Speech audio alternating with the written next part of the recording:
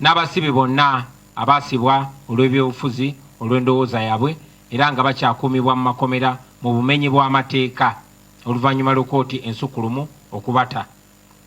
Tunyolwa nnyo era tukwatiddwako nnyo olw'embeera y'obulamu bwa Dr. Kizza Besigye gye bulimu kati era nti n'abasibe abalala bangi bali mu mbeera bw'etyo eyeraliikiriza. Tusiima nnyo bannayuganda bonna abantu ab'ensi ab'enjawulo abatali bannayuganda abavuddeyo ne bayimirira Besigye wamu n'abasibe bonna fuzi. Tubeebaza nnyo abayimiridde nabo mu bigambo ne mu bikolwa. Nga tuli wamu tuwadde ensaleesale ya ssaawa 48 gavumenti ya Mwami Museveni okuta Dr. Besigye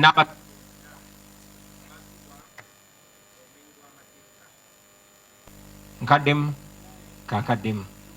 Nga tuli wamu tuwadde gavumenti ya Mwami Museveni ensaleesale ya ssaawa 48 okuta Dr. Besigye n'abasibe bonna abasibuddwa.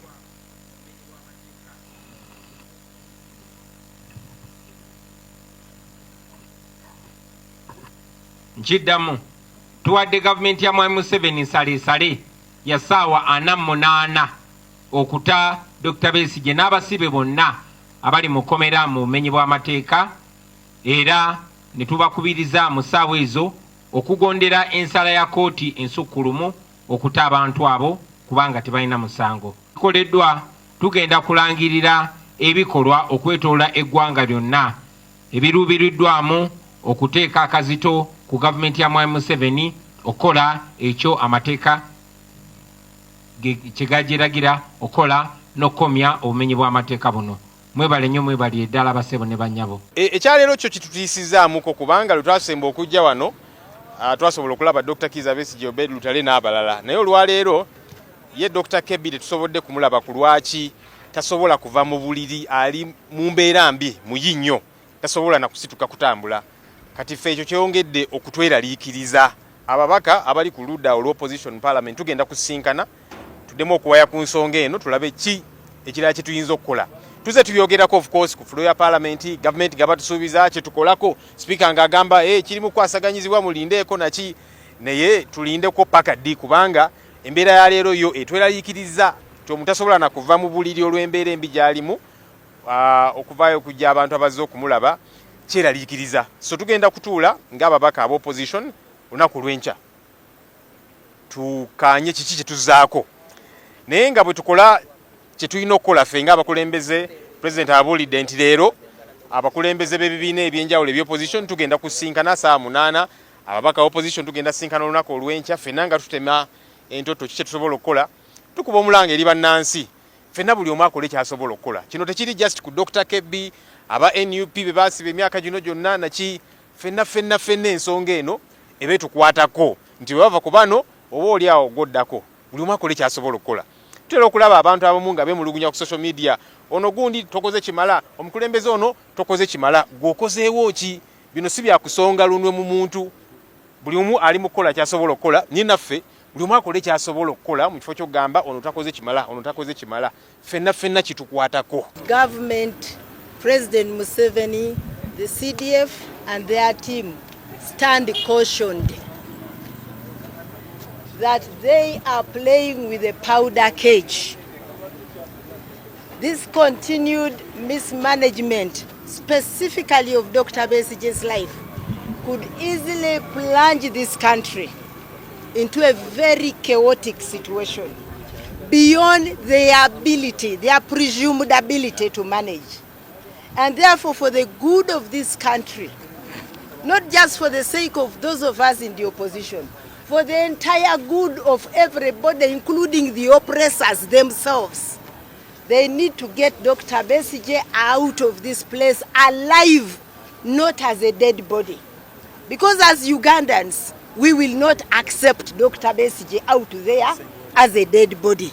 We want him there as a human being, a citizen who was committed to prison when he was alive and well. And also the prison authorities should stop being conspirators in breaking the law. How can the Supreme Court of the land tell you that this is an illegality and you continue to hold people like that?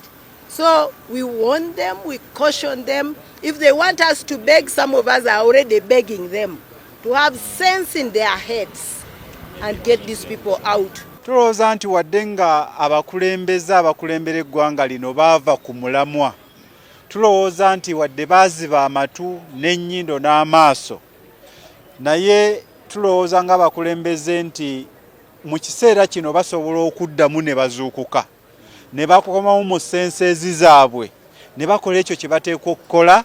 Dr. Besigye n'abaana abalala abali mu makomera ne batafiira mu mikono gyabwe. Tulowooza nti basobola okuzuukuka.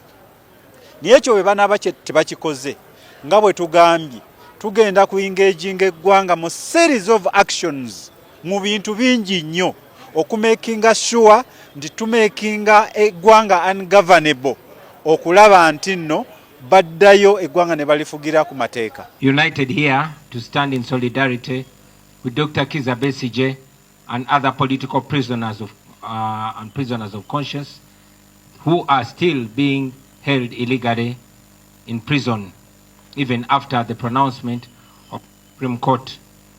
We are gravely concerned by the deteriorating health of Dr. Kizza Besigye, and we are also informed that there are other prisoners that are in a similar condition.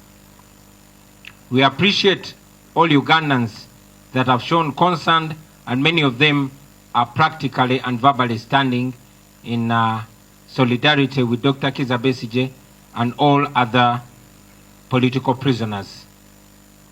Together, we are issuing a 48-hour ultimatum to the regime to release Dr. Kizza Besigye and other political prisoners in compliance of the Supreme Court ruling.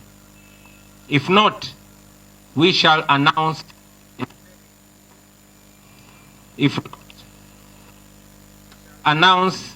series of national actions to rise up, for people to rise up and end this impunity. We thank you very much, and we call upon all Ugandans to join us in standing in solidarity, not only with Dr. Kizza Besigye, but with other prisoners of conscience that are still illegally held in prison.